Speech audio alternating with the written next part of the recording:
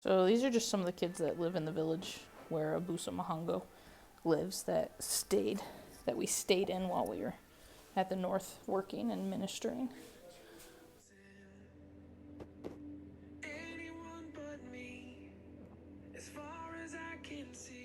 This is Brittany picking little pieces of thorns out of my hand still the next morning after I took a little spill.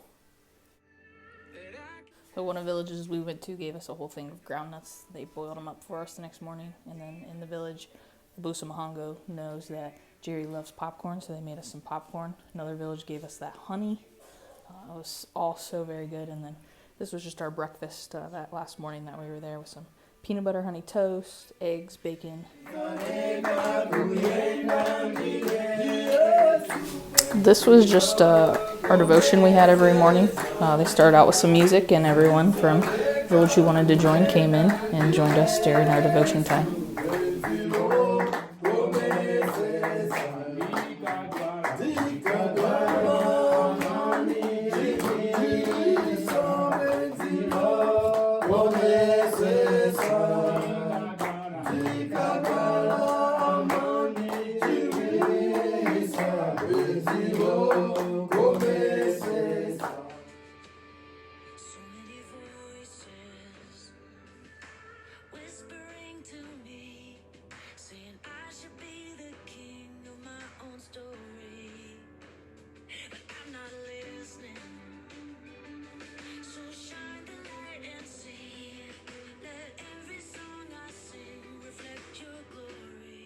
We drove as far as we could go in the car to get to Confundo's house, the little boy that we're going to go visit.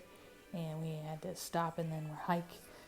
Almost slipped a little bit there. That's why the camera goes down. But we hiked then to get to his grandparents' house so that we could visit with them.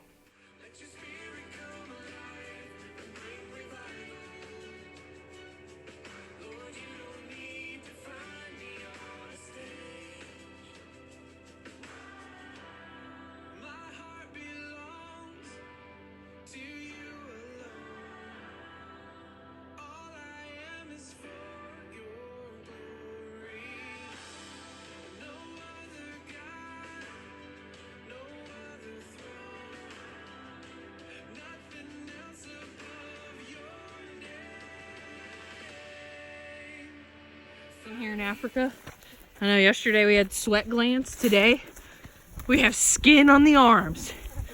Who knew? It's warm enough to take her jacket off. She's never had a jacket off since we've been here. Missionary Jerry. The little boy we met the other day, he's a double parent orphan. His father committed suicide and mother left back in February and is now living with his grandma and grandpa. And we went to visit with them today, and we're able to give them some sugar and some compata. How do you say it? Combo, sorry. But it said combo. It's like chips, little things that the kids like. He has 2 siblings that also live there with him. So just be in prayer for those grandparents while they raise those kids.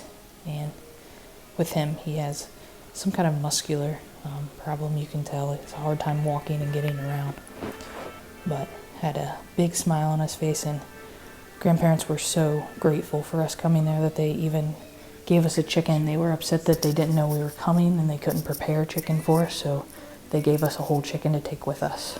It's the first time Jerry's received a chicken, she said, so it was kind of cool to be able to share with them and just to hear their appreciation. Grandmother said she saw the love of Christ through us, and just to be able to be a vessel for Jesus is an amazing feeling. We gave them some gummy snacks, and they just took one and just licked it and savored it and enjoyed it, whereas in America we take it for granted and just take as many as we can and eat it as fast as we can. We're sitting here waiting because we're the first white people, Americans, to come to this village, and these boys just went and caught a chicken. I'm pretty sure they're about to hand it to us. Brittany's gonna take one for the team. Yeah, they got the chicken for us. He's gonna hand it to us right now. Yep, totally handing us a chicken. You ready for it? She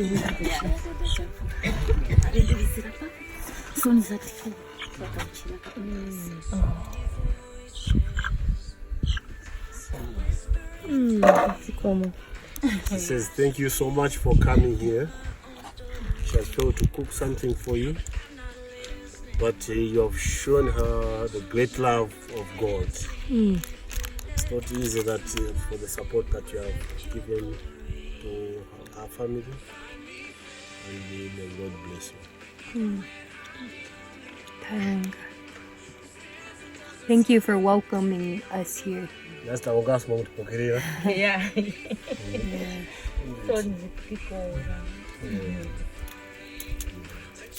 Yeah, that's good away the man.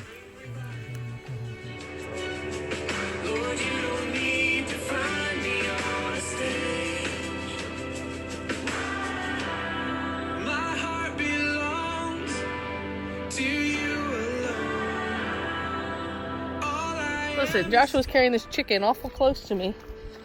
He might peck me in the arm because he knows he's dinner tonight. But these people just gave us their chicken. Don't get it too close to me, Joshua.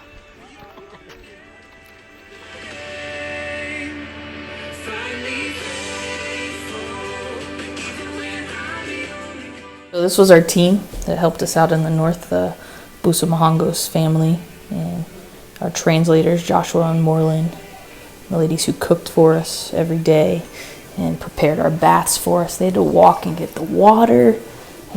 They made us feel at home and very welcomed, as well as the chief just allowing us to come.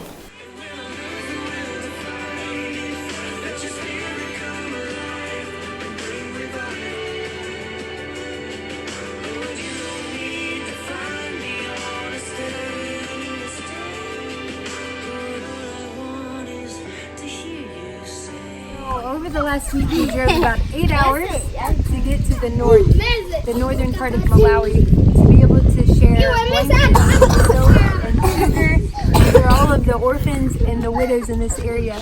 We found there's about 63 orphans and maybe about 65 widows that we were able to help. So today we're finishing with many people that have heard the name of Jesus, including widows and orphans, and we also did evangelism, and we did the Jesus film. So today we visited a young man that couldn't walk. His name is Chifundo, and after we gave him some sweets and just encouraged them with the Word of God and encouraged them, they gave us a chicken for one, and they thanked us, and they said that they have seen the love of God. And behind us is actually the pastor of Busamahangos and his church people, and he's talking to them about following up with all of the widows and the orphans, and also in all of the locations that we went this week. As a result of everything that we did in the north, we saw 550 people profess their faith in Jesus while we were there.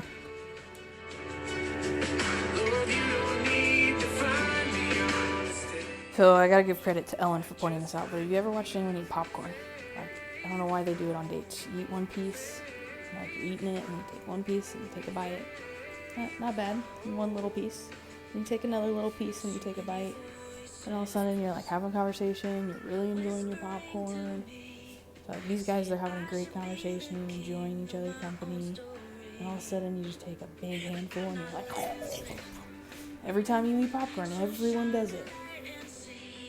So the vision for this last week was going and not only just giving to people spiritually and being able to help their spiritual needs, but also physically being able to help their needs, because so many times in the Gospels we read about Jesus helping the people not only by preaching to them and feeding them spiritually, but by giving and healing and helping them physically. So that was kind of the goal. And just to sum up the week, I'll use my dad's favorite Hebrew term that he uses, wow.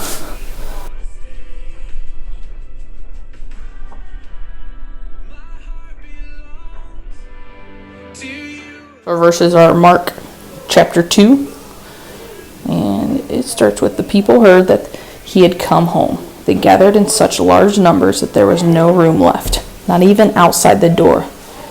he preached the word to them. Some men came bringing to him a paralyzed man, carried by 4 of them. Since they could not get him to Jesus because of the crowd, they made an opening in the roof above Jesus by digging through it, and then they lowered the mat the man was laying on. When Jesus saw their faith, he said to the paralyzed man, "Son, your sins are forgiven." So not only did Jesus forgive this man's sins, but he also healed him from being paralyzed physically. Wow. Wow.